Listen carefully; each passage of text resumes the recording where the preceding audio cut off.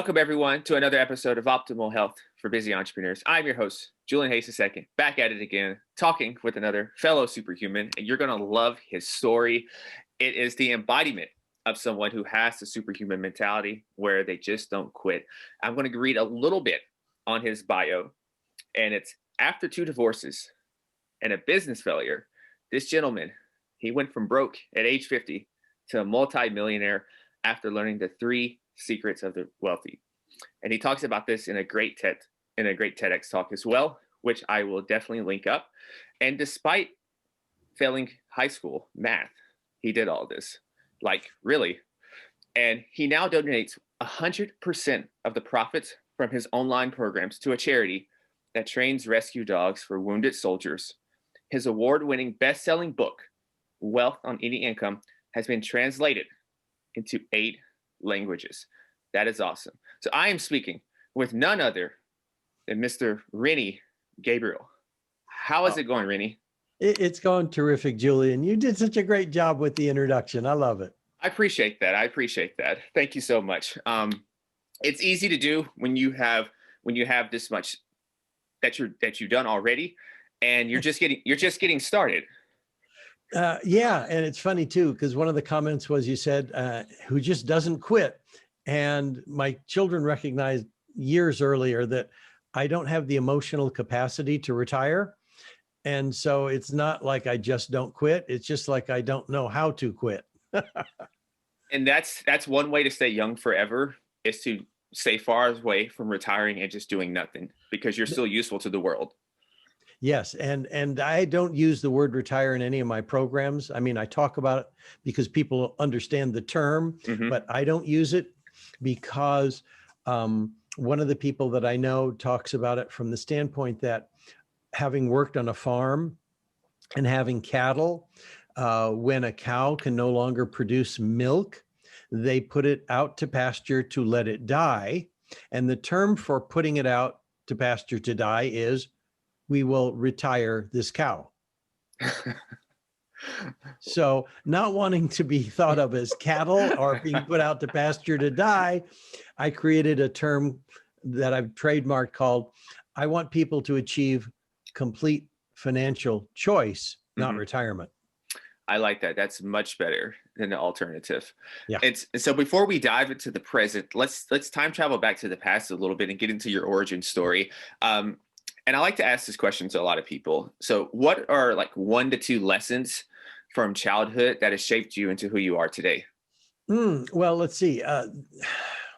One of the comments from my mother when I was about 8 years of age was buy an apartment building. And I think because, that's all she could think of was one. But the point being, well, because the tenants will pay their rent, will buy the building for you. And so I remember her saying that. There wasn't much I could do about it, but I remember that as a comment from my childhood. In terms of the other things from my childhood, I would say it is what I made up that I had to undo that was the most important. As an example, I was a latchkey kid. I figured everything that I was going to be responsible for was my responsibility to take care of myself because parents just weren't there. Well, that's a big hindrance to producing results as an adult. When you're unwilling to ask for help, when you think you're the one who has to do it all, that is not a way to become successful. So that was something I had to undo. How did you start to undo that? Because I'm sure there's a lot of people who maybe probably right now unconsciously still carry that from childhood. Yeah, I agree. I'm sure there's many people who continue to carry that silly idea of having what a 5-year-old or 6 or 7-year-old child believes running an adult body. And I started working on it in some seminars, probably when I was about 30, and somewhere, I think I was around 40 when I was in a seminar and I needed help on doing a flow chart or a PERT chart or whatever you want to call it, where you've got a series of actions leading to a result. And I didn't know how to do it. And I just, I knew I needed to ask for help. I was unwilling, but there was no other choice. Mhm. So I said, I need to do a PERT chart, and I have no idea how to do it. This was before the days of the internet where you could just look up anything. And the only person in the course, and there was about 40, 50 of us in the course, offered to help me. It turns out he was an engineer with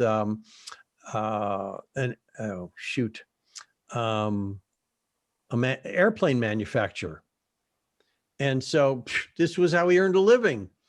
And it was so funny too, because I thought of him as a nerd, and this is not someone I'd want to have a relationship with. And he was the only one in the course who offered to help me. Yeah, so that just kind of tells you to always be open to, Exactly. you never know where that blessing, that opportunity is going to come from. And Exactly right. it's usually where you least expect it. It can very often be where you don't expect it at all. And it turns out he was a great guy, and I really enjoyed being with him. And so my initial idea that he was just kind of a nerd that I wouldn't have anything to do with completely evaporated. And the second thing was, not only is it okay to ask for help, but people are willing to help. People want to help. People feel good when they help.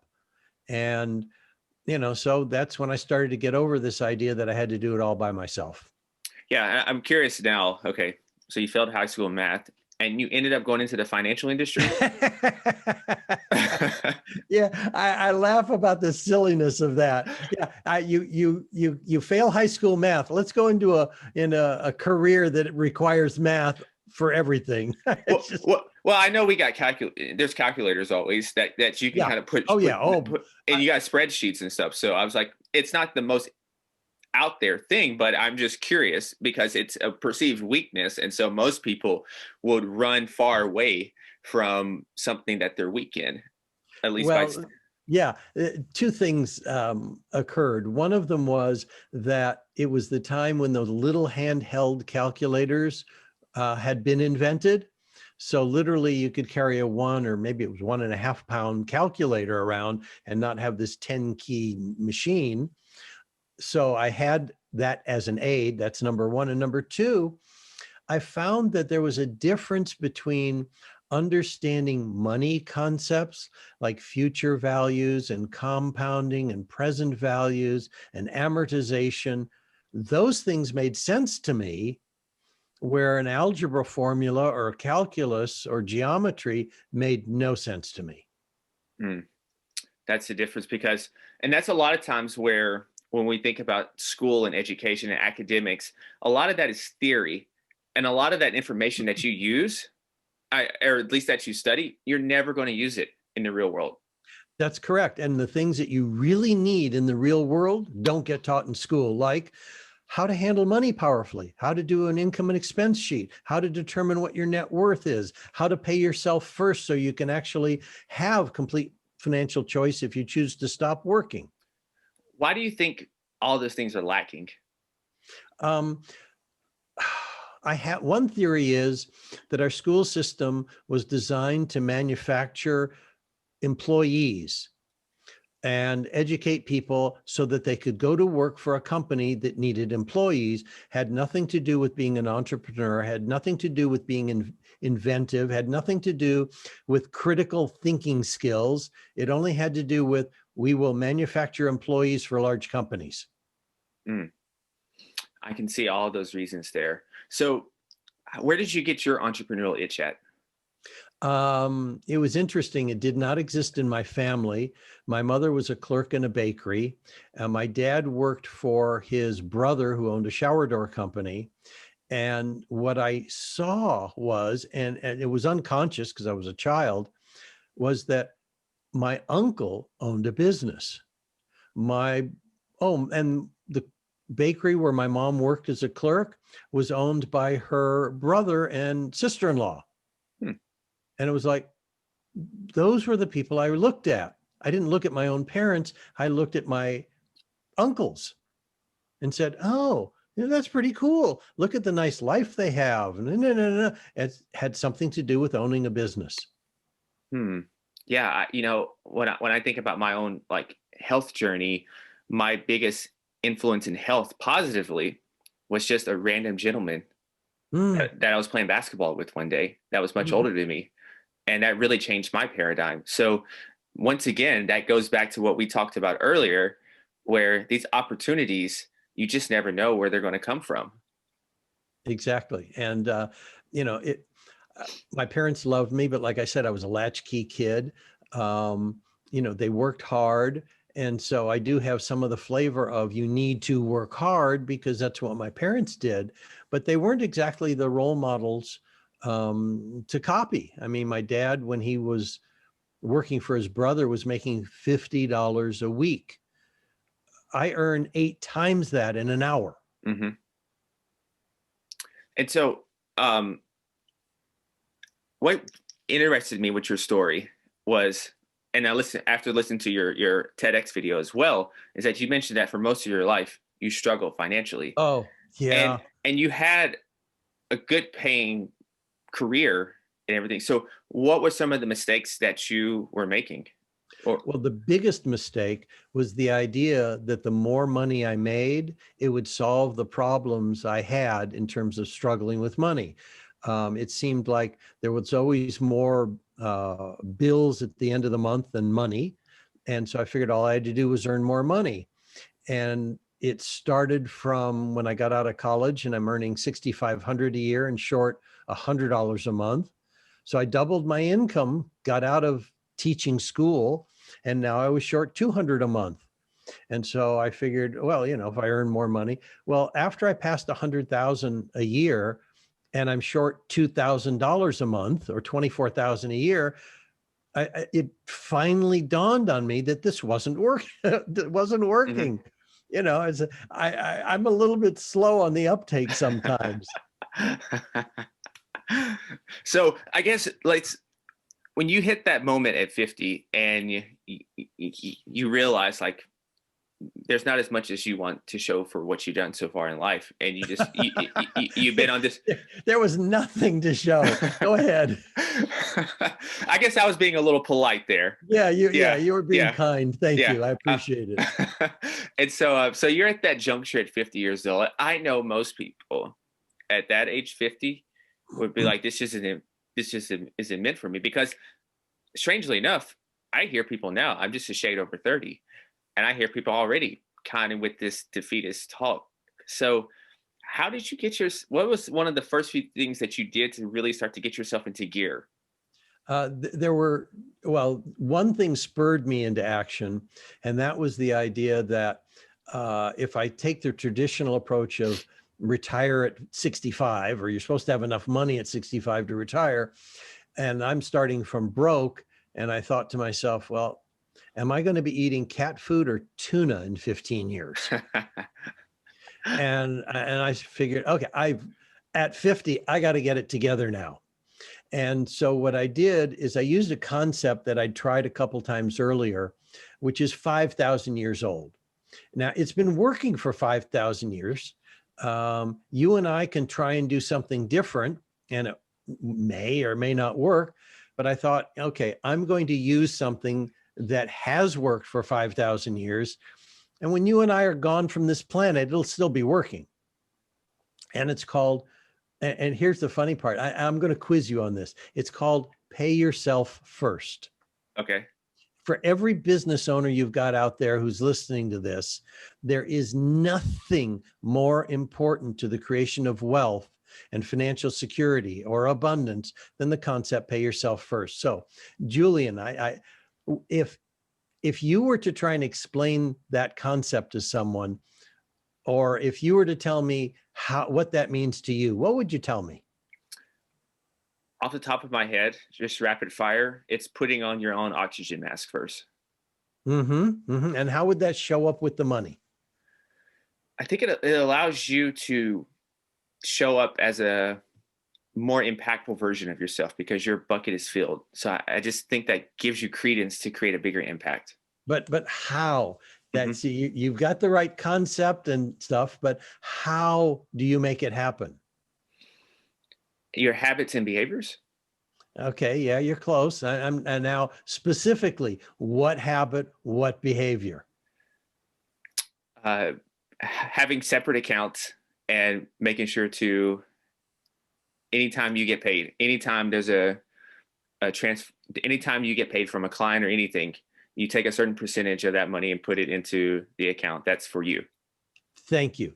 And that is correct. Now, it took me a little bit to drag that out of you. And it's funny because I've asked that to other people recently, ask them to explain it to me or what it means to them. And I get responses like, oh, well, yeah, as soon as the revenue come in, I pay for my essentials. Or as soon as I get paid, I pay my rent.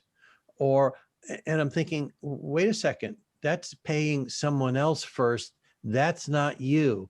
And so I recognize there's a huge gap in terms of attitude among wealthy people versus, I'll say, ordinary people.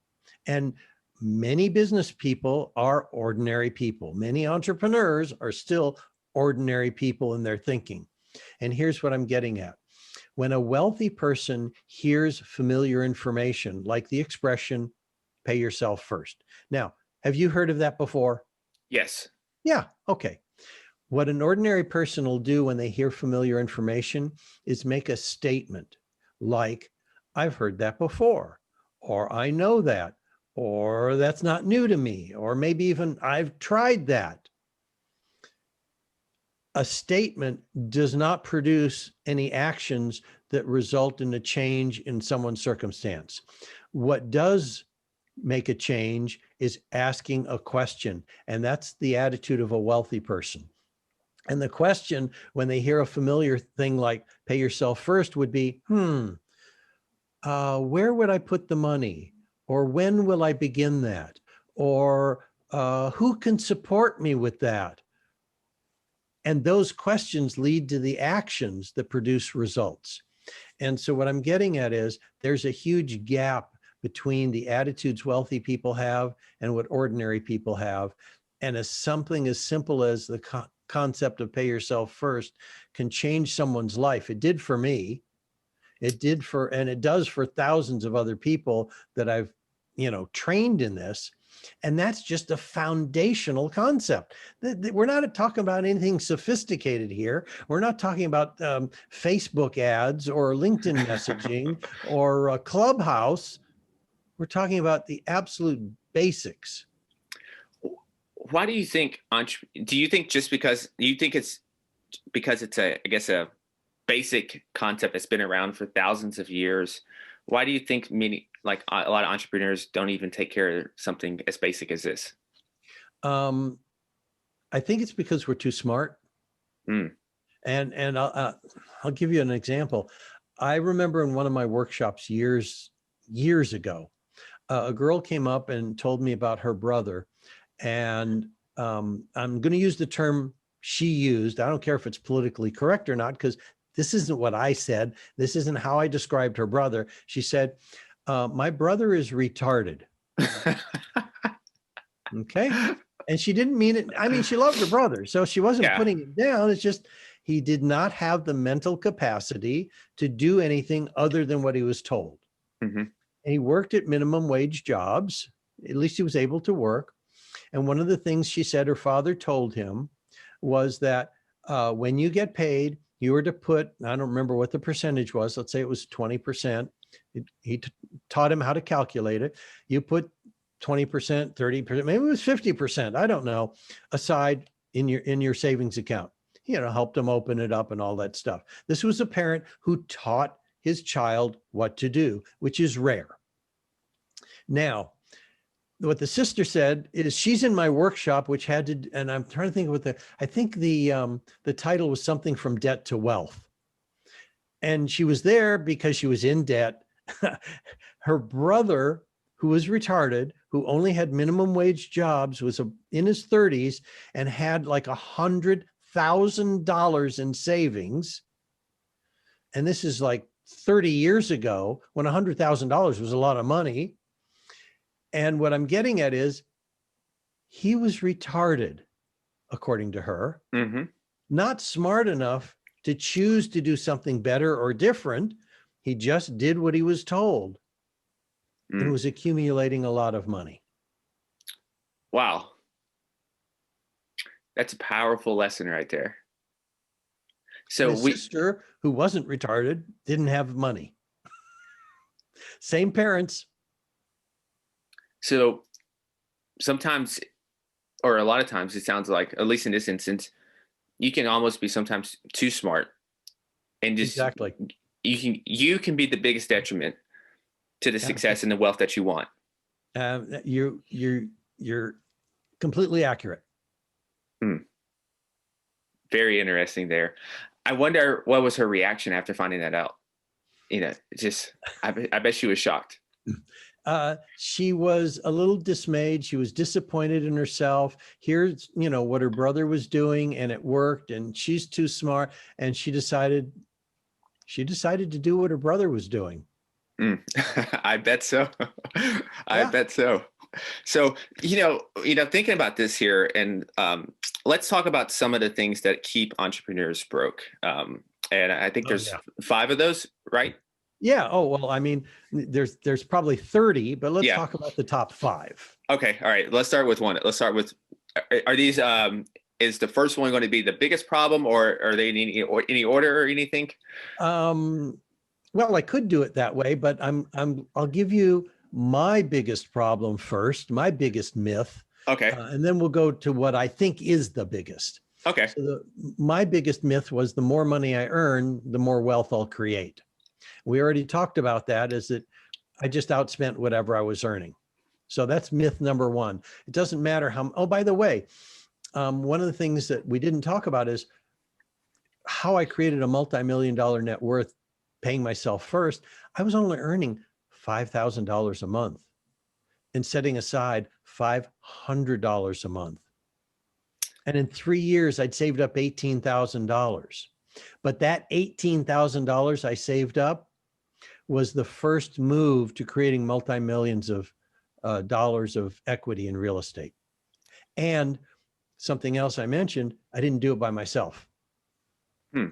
I did it with 2 other people. So yeah, let's dive into that a little more before, and we'll come back to that, because I'm sure when people think about like to create all this wealth, you need a lot of money initially to save up, and that is one of the myths. We'll get to that one. And you just dispelled that right there. Yes. Yeah. And I meant to say it at some point in our conversation, and it's an expression that I've created called wealth creation is a team sport, not a solo sport. And that gets to my unwillingness earlier to not ask for help. And I realize that doesn't work. And if you look at every successful business, whether it's Apple Computer, whether it's Berkshire Hathaway, I don't care what it is, it was not created by one person alone. I mean, Warren Buffett has Charlie Munger. Steve Jobs had Steve Wozniak. Elon Musk has, plenty of people who are leading the charge. He's the visionary, and he has execution masters. And that's the key to any successful business, is it's a team sport, not a solo sport. So anyway, that applied for me in the real estate. All I had was $18,000. Well, my wife added $18,000, and this realtor added $36,000, and that was the down payment on a first 3-unit building we bought. Oh. So again, it was a team sport, and we worked together for the next 10 years and went from that first 3-unit building to 50 units we owned and managed. So as you were saving, let's like at day one, so you're making, I think you believe 5,000, right? Yep, correct. Yeah, and you're putting away 500. Correct. Did you did you ever start to get impatient or anything about it, or did you okay? Yeah, because I'm 53 years of age and I've got $18,000 to my name. Whoopee. Yeah. Okay. Because sometimes when we get impatient, we can make dumb decisions. Yeah. So the decision didn't turn out to be dumb, but it was, I was buying individual stocks. I had $18,000. This was an ideal time from the standpoint of the dot-com bubble burst, and none of my money was in technology stocks where people were losing 30, 40%. So I was being conservative. I was buying stocks that were on the Dow Jones 30. And my projection was I'd be able to earn 11% compounded annually. And I'd earned like 1%, which was far better than people who lost 30 and 40%. Okay. Makes sense. But I recognized personality-wise, I had some control issues. And buying stocks where other people were in control of the company didn't fit my control issues. I mean, I'm not going to tell General Motors what style taillight to have on their car. Well, I mean, I could, but I mean, Warren Buffett can't even tell them that. It's very true. You know, sometimes you got to realize what the uncontrollables are and not to even put too much stock into that. Yep. But when it came to the real estate, we could choose where we were going to buy it, how we were going to finance it, what we were going to, or if we were going to remodel and who the tenants would be, you know, and if we were going to sell it or do a tax deferred exchange or whatever, we were in control. And that fit my control issues. So do you think real estate is the ideal option for most people when they're looking to start creating wealth? Do you think that's a great first vehicle to look into? It can be, but it does take some money. Mm-hmm. And, you know, like I said, I had $18,000. I mean, maybe if I'm in some place in Indiana or Ohio, that's a down payment on a whole house.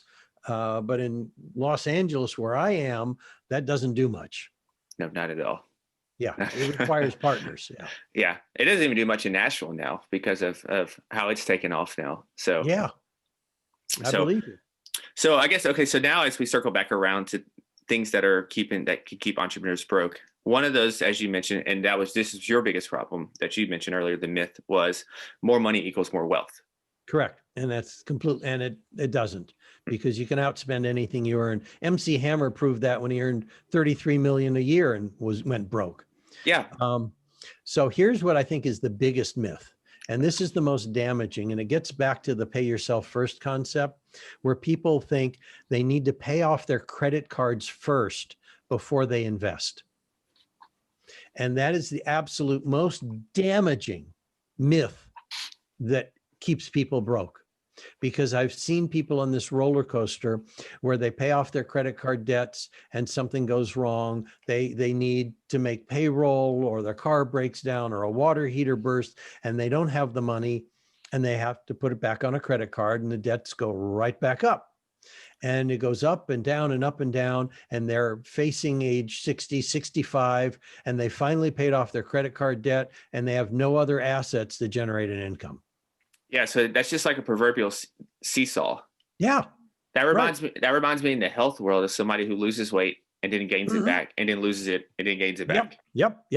And they gain back more often than they lost, right? Mm-hmm. Yeah. And so that's in this world, that's the next time they get the credit card, it's a higher interest. Mm-hmm. Okay. Yeah. Or it ends up with a higher balance. It's just, anyway, the reason I say that is the most destructive is because it gets to the place where people are not treating themselves like they matter. Mm-hmm. They're not paying themselves first. And I've had people say this all the time. I'll give you another example. I had an attorney who had $6,000 worth of bills, and $5,500 came in that month. And he said, I can't pay myself first. I'm short $500 to pay my bills.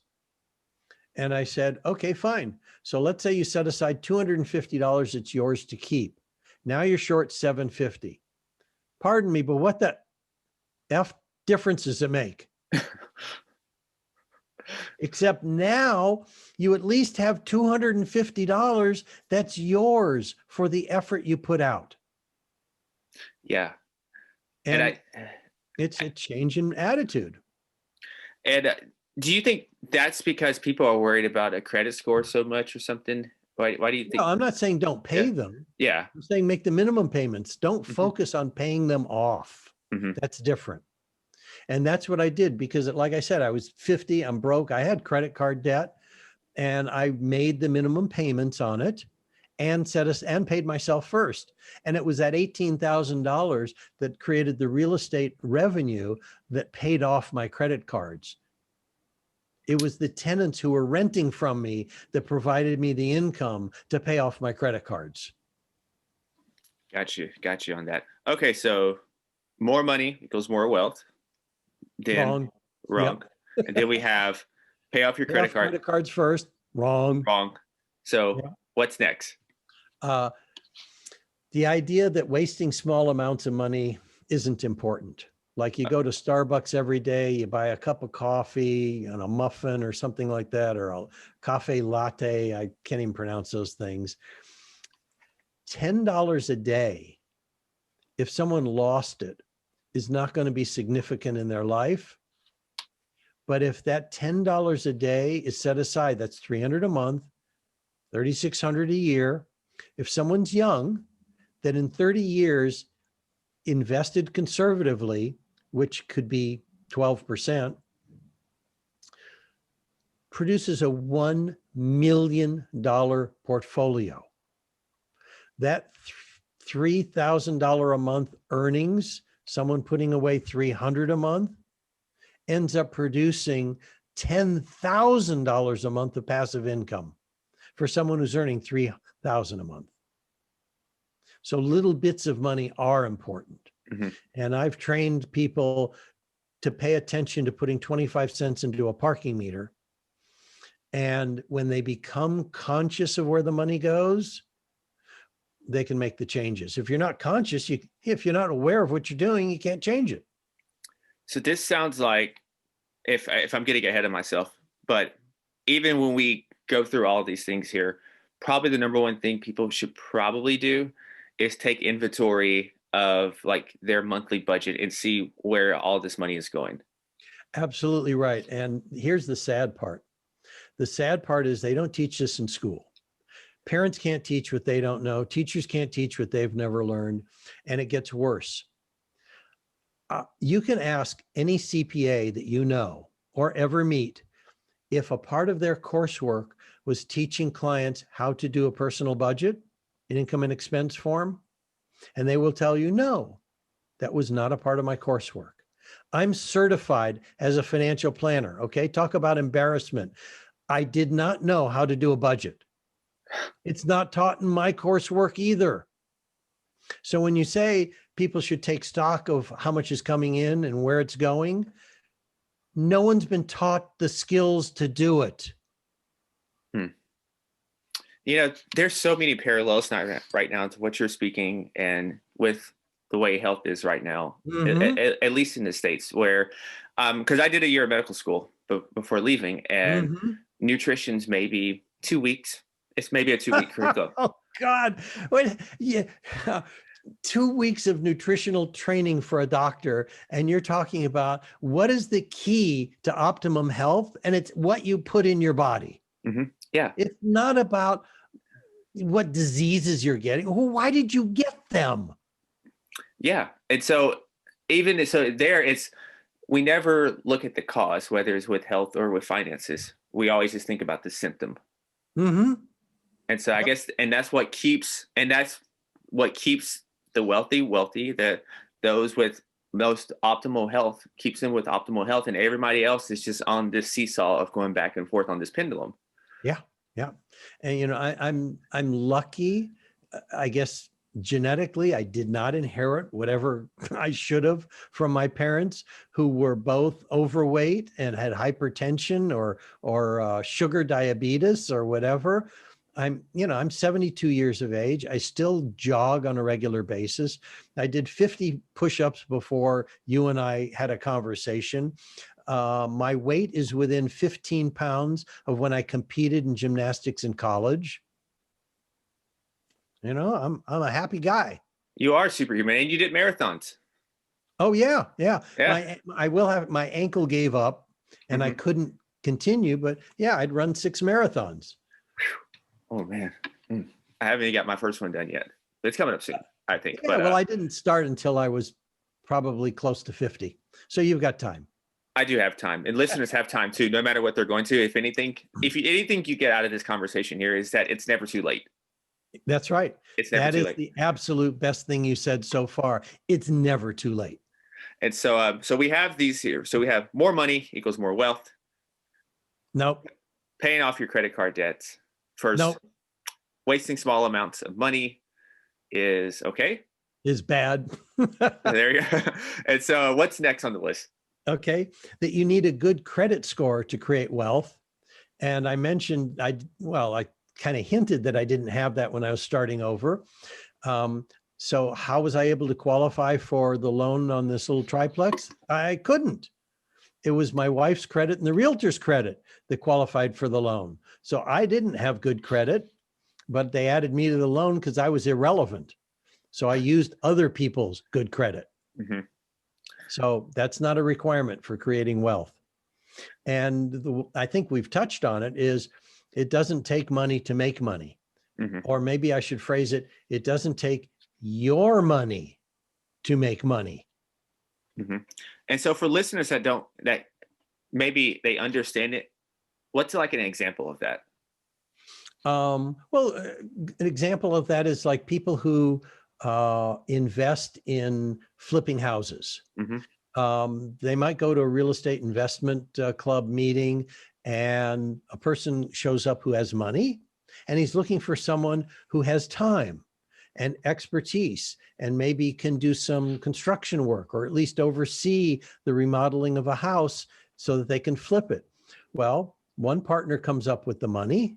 The other partner comes up with the time and oversees all the work. They're not contributing any money.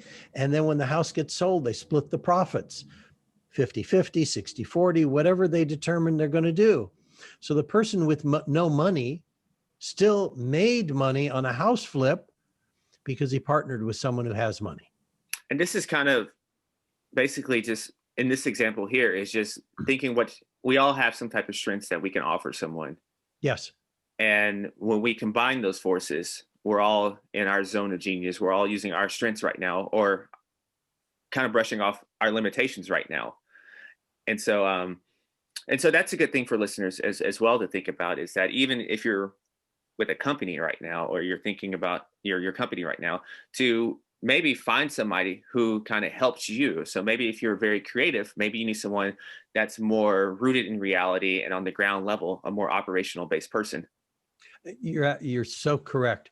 An example in my own company was I was offering a workshop and someone really wanted to take it and he had no money to pay for it. He wasn't earning anything, but he had a skill in terms of designing Excel forms and making PowerPoint presentations. He knew how to use those effectively. He had written a book. He didn't have the money to publish it.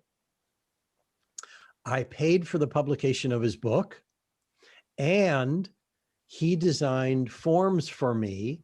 He designed a better PowerPoint presentation than I could do on my own, and he got the course for free. And now his income has changed from nothing to $4,000 a month. I mean, it's not a lot of money, but he's gone from not earning anything, and I think he was in like 12 to 18 months, to at least earning $4,000 a month. Mm-hmm. Yeah, he has momentum now, which is probably the most powerful thing you can have, is momentum. And you have more options now than he did previously. Exactly. So he traded his skills, like you said, for, some information he wanted, which resulted in him creating more money. Mm-hmm. So say a listener's listening to all this, they're like, okay, this all makes sense. What would you think are maybe 2 to 3 steps that they could take probably after this episode to start creating a more sound financial future? I would say the first thing is, and it's almost like, I think I've delivered stuff like with a fire hose. It's probably overwhelming.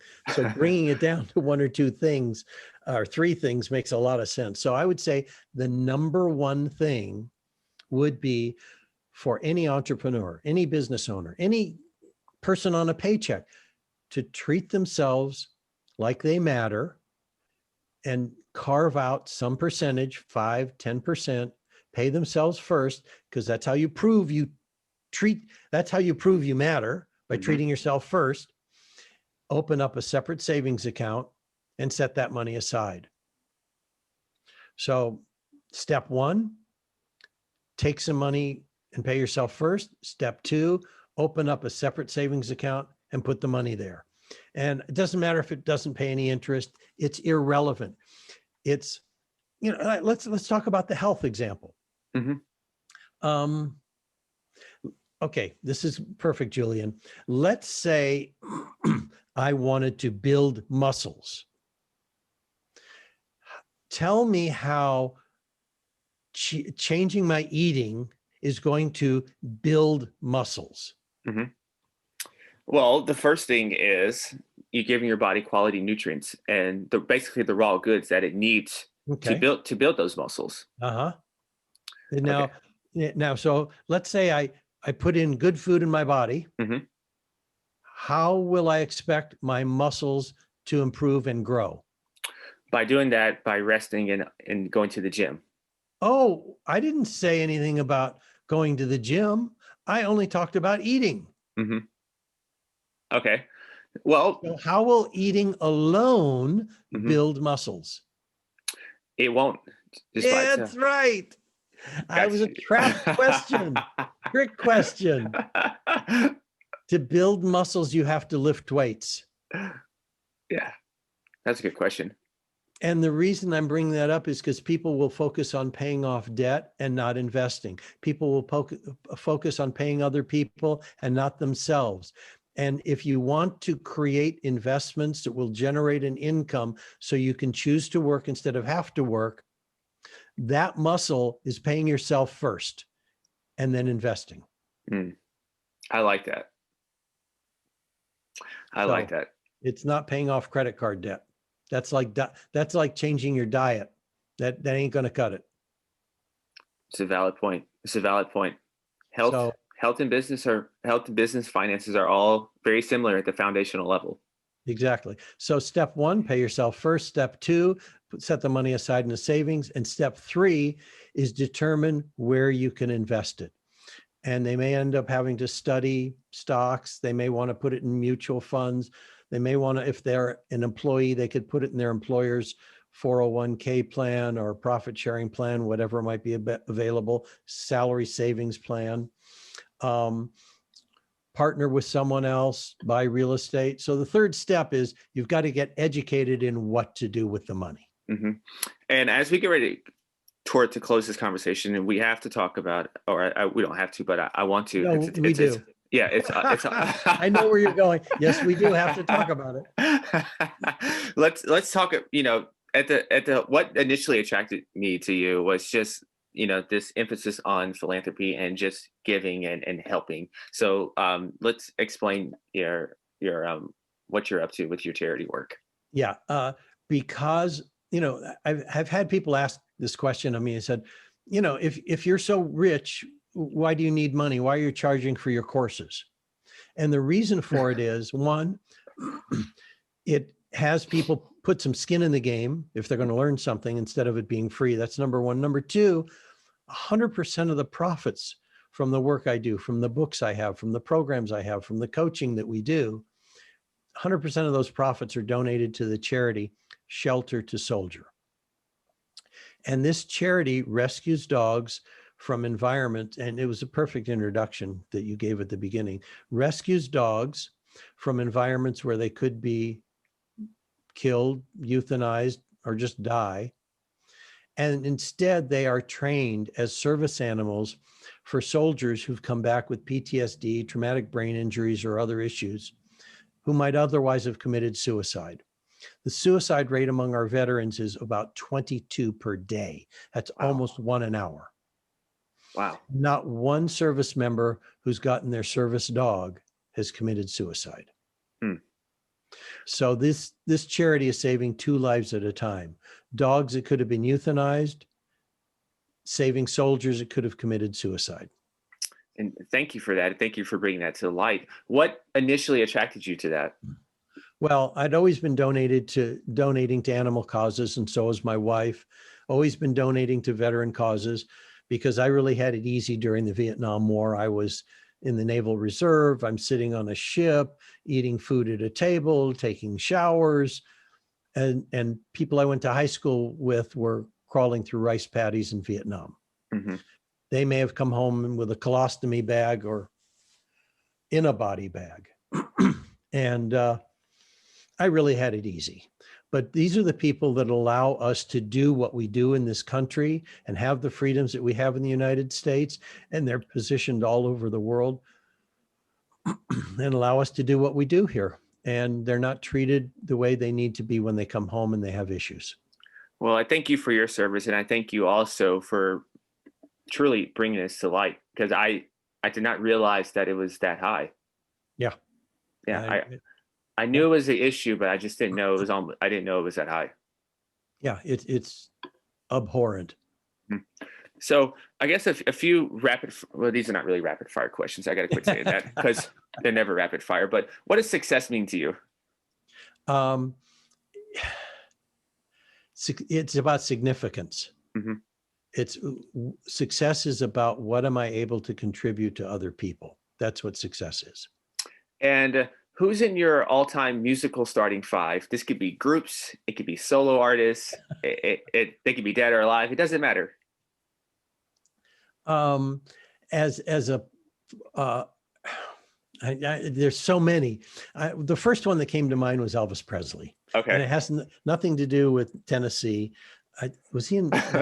Yeah, he was Memphis. Yeah. Okay. But it had to do with no matter how much money he made, no matter how famous he was unable to take care of himself and got bad advice in terms of the drugs that he was taking, the pills, the prescription medication, not drug, prescription medication he was taking created such problems in his body that turns out he had 32 pounds of waste he was unable to eliminate when he died. That's a lot. And I believe that's what contributed to his heart attack. And anyway, so it's not about the money, it's about health. So, talking about a musician, that's where I'm going. I really enjoy Willie Nelson. He's just such a kick. He lives life the way he wants. And, so there's another favorite. And the examples are kind of weird from the standpoint that I'm thinking of Dolly Parton's song, "You Will Always Love Me," or Whitney Houston's version.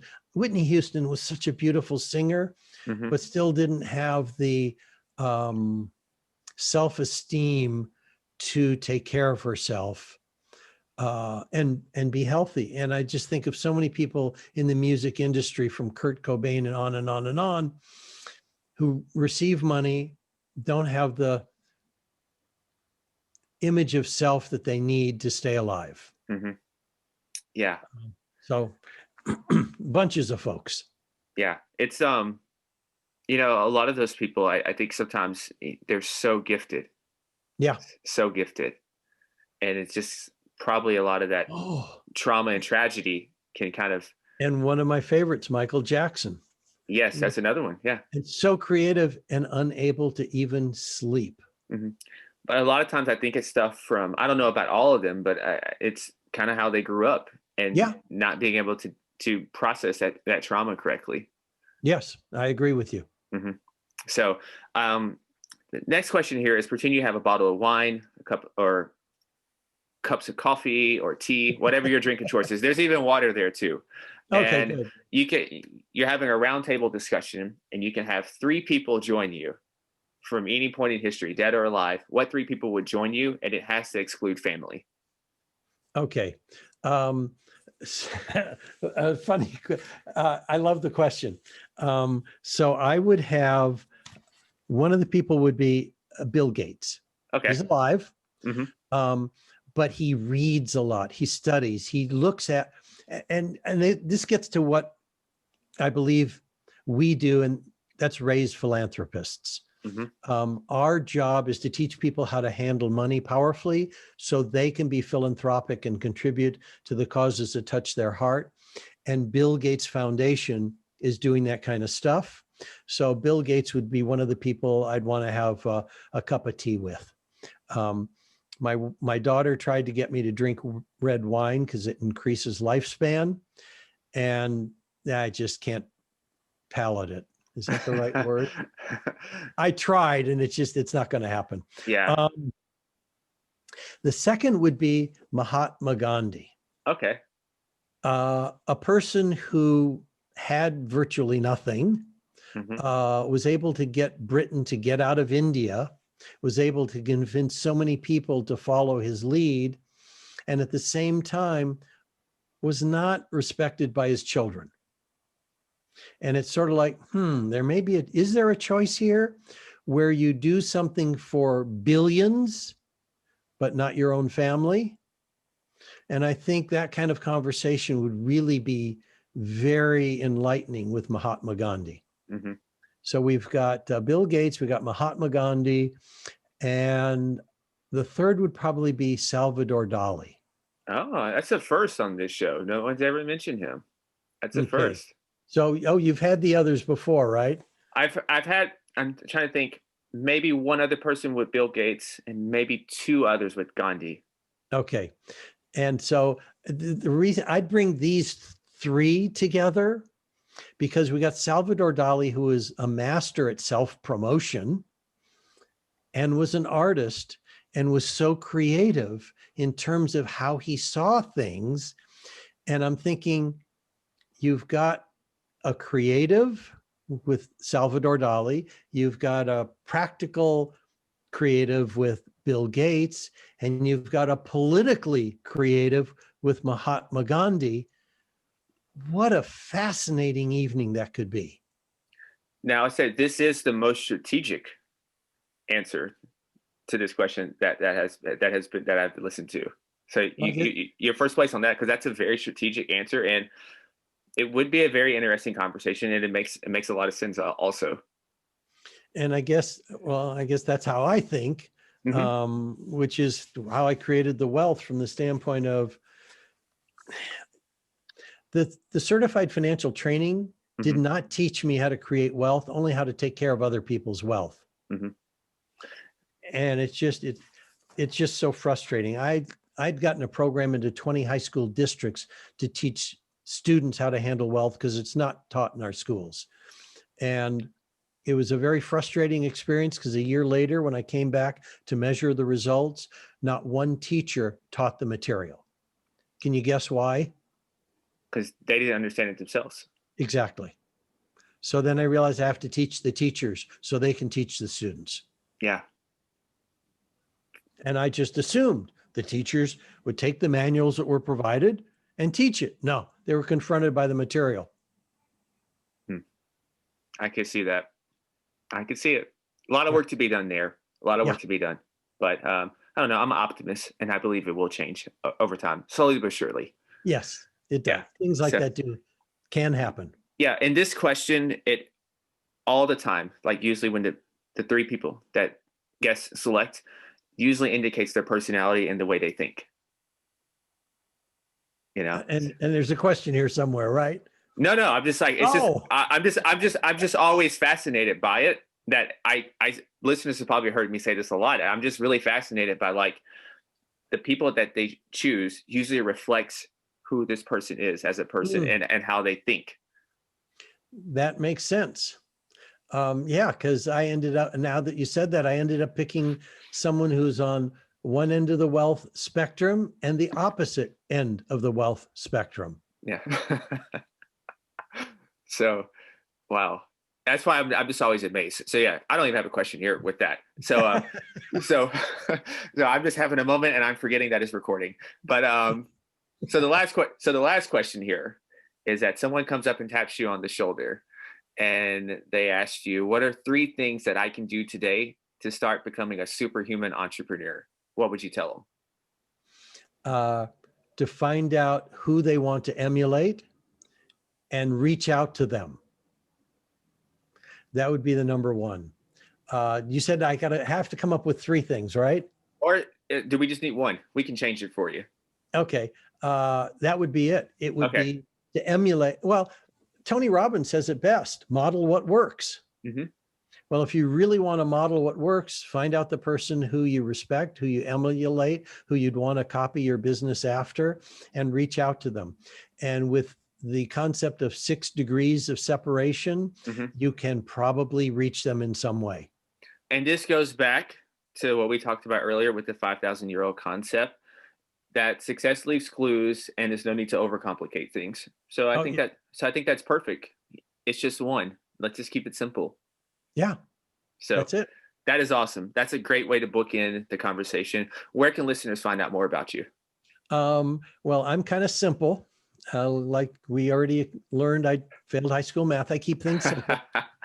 So they can go to my website to see the TEDx talk, and they can go to wealthonanyincome.com/TEDx. And they can get a roadmap to what I call complete financial choice, not retirement or financial freedom, or a complete financial choice. They could buy a copy of my book, where the profits go to charity. They could listen to my podcast, because I've got one too, and it's wealthonanyincome.com, Wealth on Any Income. So the book is called Wealth on Any Income, the podcast, the website. It's very easy to remember. I keep it simple. Yes, keep it simple. We're saying consistent with our behaviors and everything, no matter what we're doing. So I like that. This has been an awesome conversation. I know listeners are going to love it. And to the listeners out there, stay awesome, be limitless, and go be superhuman. Peace.